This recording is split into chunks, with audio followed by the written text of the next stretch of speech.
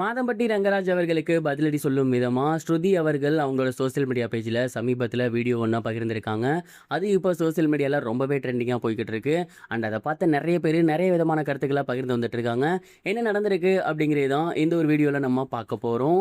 தமிழ் ரசிகர்கள் மத்தியில் மிக பெரும் ஒரு வரவேற்பு பெற்ற சமையல்காரர், அது மட்டும் இல்லாமல் நடிகர், ஏகப்பட்ட பன்முகத்தன்மை கொண்டவர் தான் மாதம்பட்டி ரங்கராஜ் அவர்கள். அண்ட் இவருக்கு சமீபத்தில் ஒரு சில இஷ்யூஸ் இருந்துச்சு.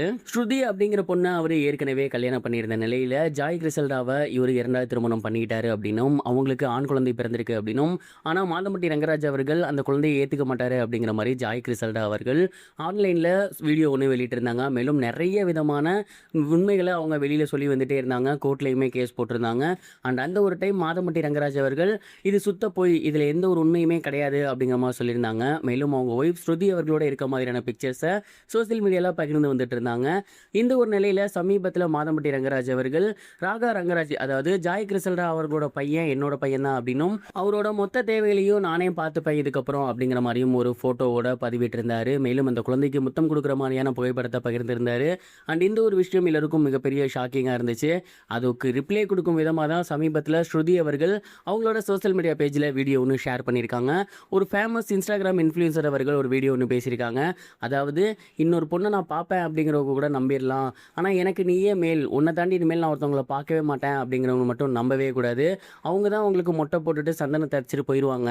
இது மாதிரி தான் என்னோட லைஃப்பில் நிறைய நடந்திருக்கு அப்படின்னு ஒரு பொண்ணு ரொம்பவே ஃபன்னியான முறையில் வீடியோ ஒன்று வெளியிட்டிருந்தாங்க. அந்த ஒரு வீடியோக்கு ஸ்ருதி அவர்கள் லைக் போட்டிருக்காங்க. அது மட்டும் இல்லாமல் அவங்களோட சோசியல் மீடியா பேஜில் அதை பகிர்ந்திருக்காங்க. அந்த ஒரு வீடியோவை அவங்க பகிர்ந்திருக்குது அப்படிங்கிறது மாதம்பட்டி ரங்கராஜ் அவர்களை கேள்வி கேட்குற மாதிரி தான் பகிர்ந்திருக்காங்க அப்படிங்கிற மாதிரி நிறைய பேர் வந்து சொல்லி வந்துட்டு இருக்காங்க.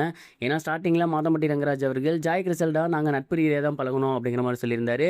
அடுத்ததாக கல்யாணமானது அப்படின்னு சொல்கிறதெல்லாம் பொய் அப்படிங்கிற மாதிரி சொல்லியிருந்தாரு. மேலும் அந்த குழந்தைக்கும் தனக்கும் எந்த சம்மந்தமும் இல்லை அப்படின்னு சொல்லி அவங்களோட முதல் வைஃபான ஸ்ருதி அவர்கள் கூட தான் சேர்ந்து இருக்க மாதிரியான ஃபோட்டோஸ்லாம் வெளியிட்டிருந்தாரு. அண்ட் அந்த டைம் அவங்க சோசியல் மீடியாவில் ஆக்டிவாகவே இருந்து வந்துட்டு இருந்தாங்க. ஆனால் இப்போ சடனாக மறுபடியும் அந்த குழந்தை என் குழந்தை தான் அப்படின்னு சொல்கிறது, அது மட்டும் இல்லாமல் சமீப காலமாக ஸ்ருதியோடு இருக்க மாதிரியான ஃபோட்டோஸை பகிராமல் இருக்குது அப்படின்னு சோசியல் மீடியாவில் மிக பெரும் ஒரு டவுட் எல்லாருக்குமே இருந்துச்சு. அந்த ஒரு விஷயத்தை தான் ஸ்ருதி அவர்கள் இப்போ கிளியர் பண்ணியிருந்திருக்காங்க. மேலும் ஸ்ருதி அவர்களோட பேஜில் மாதம்பட்டி ரங்கராஜ் அவர்களோட சேர்ந்து இருக்க மாதிரியான பிக்சர்ஸ்லாம் இப்போ நிறைய இல்லை அப்படின்னு தான் சொல்லணும். ஸோ ஸ்ருதி அவர்கள் மேலும் தனிமை அப்படிங்கிற ரிலேட்டடான குவாட்ஸை தான் நிறையா அவங்க சோசியல் மீடியாவில் ஷேர் பண்ணி வந்துட்டு இருக்காங்க.